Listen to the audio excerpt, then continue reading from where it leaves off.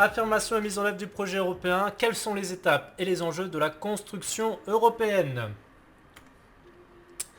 Du coup, grand 1, la communauté européenne 1945-1992. Donc notamment avec les débuts de la construction européenne. Deux personnages importants, Jean Monnet et Robert Schuman.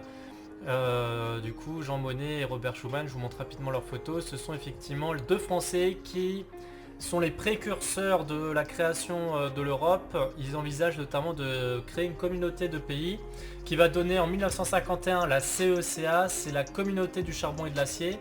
Donc en fait les pays vont se partager la consommation et la production de charbon et d'acier sans qu'il y ait de barrières douanières, etc. Donc en fait ce qui permet à ces pays de se développer beaucoup plus rapidement.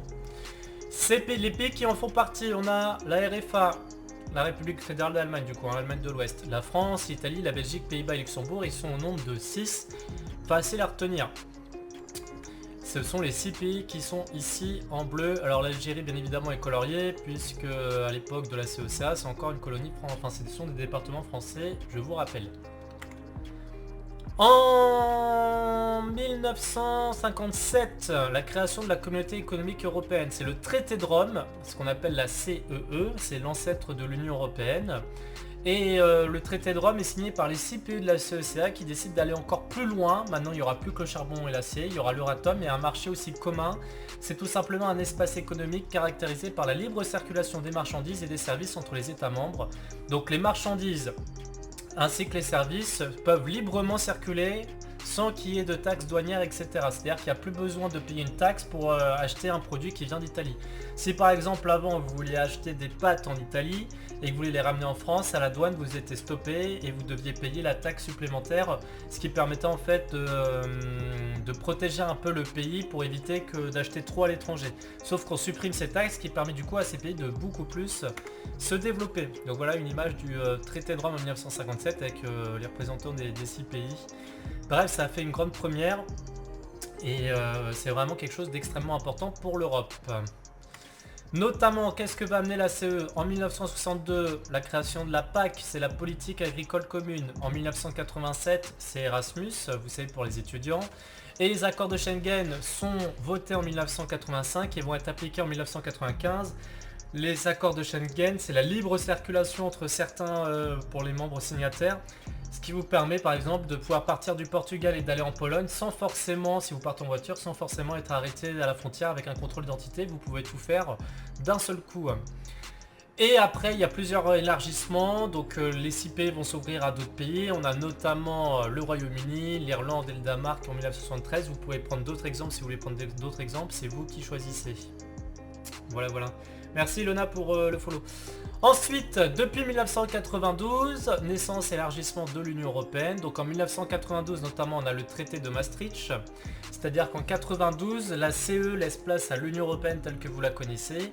Et ce traité de Maastricht va donner plus de pouvoir pour l'Europe en termes d'éducation. Donc on va avoir des diplômes qui se ressemblent notamment pour l'université. La culture, on va faire des capitales européennes, l'environnement, en fait c'est l'Union Européenne qui fera des lois dessus, la politique étrangère, la justice, etc. Donc ça donne ça, j'ai vu ça tout à l'heure, je trouvais ça marrant effectivement comme symbole. Avant 1992, donc c'était à l'époque de la guerre froide, on voit que l'URSS prend énormément effectivement de place, etc. Et que tous les pays sont d'un côté ou de l'autre sont effectivement séparés. Et le fait après 1992, comment c'est montré, finalement l'Europe s'est vraiment dotée d'une force. Et alors que du côté de l'URSS justement ça s'est totalement éclaté. D'accord, donc c'est un petit dessin mais qui permet de montrer vraiment pourquoi le traité de Maastricht est important pour ces pays. Bon je peux pas, ça bug pour toi.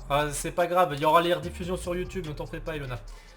Et ensuite on a aussi la création de l'euro en 1992 et qui va être appliquée du coup en 2002. Donc vous avez la série 1, c'était les premières pièces, après vous pouvez voir que certaines vont changer notamment au niveau de la couleur.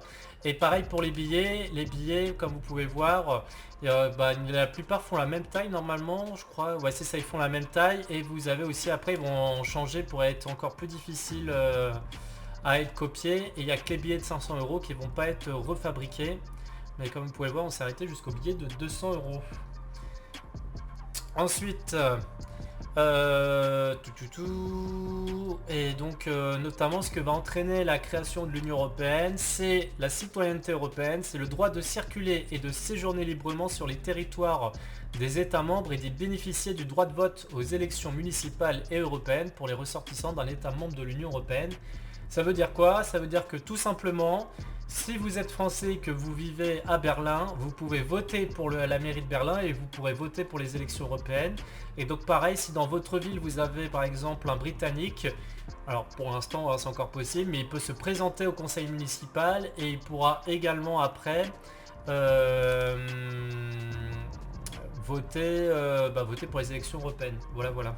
Pour l'Union Européenne, du coup, depuis 1992, donc enjeux et défis de la construction européenne, puissance diplomatique limitée, etc.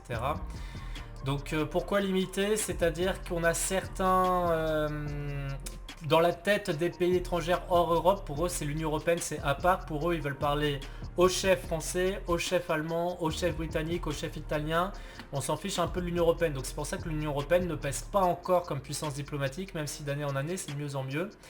Ensuite, certains pays voient une menace pour l'indépendance de leur propre pays. C'est le cas avec le Brexit, par exemple, pour le Royaume-Uni. Donc c'est compliqué. En plus, avec les dernières élections, vous avez vu qu'on a quand même pas mal de partis d'extrême droite, notamment en Italie, qui ont pris la tête. En France aussi, ils ont pris la tête. Donc finalement, ça montre que l'Union Européenne n'est pas assez bien acceptée partout. Mais n'empêche, en 2013, ça est tout de même 28 pays qui composent l'Union Européenne, le dernier étant la Croatie. Voilà, donc les pays en bleu sont tous les pays de l'Union Européenne que vous devez apprendre, mais on reverra ça dimanche avec le chapitre sur la géographie.